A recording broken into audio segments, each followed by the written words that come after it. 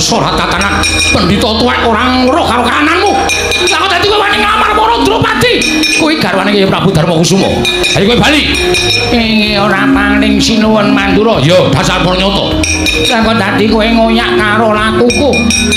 Sinuwun Prabu Darmakusuma wae maringake garwane minangka dadi Catukramaku kok malah kowe muring-muring. Kowe sing kudune ngerti karo kahanan. Jagat iki ora mung sak godhong kelon. Jagat iki digelar ora mung sak godhong kelon. Oke wong wadon sing isih kenya. Lah kok dadi kowe ngame-ame garwane Kyai Prabu Darmakusuma.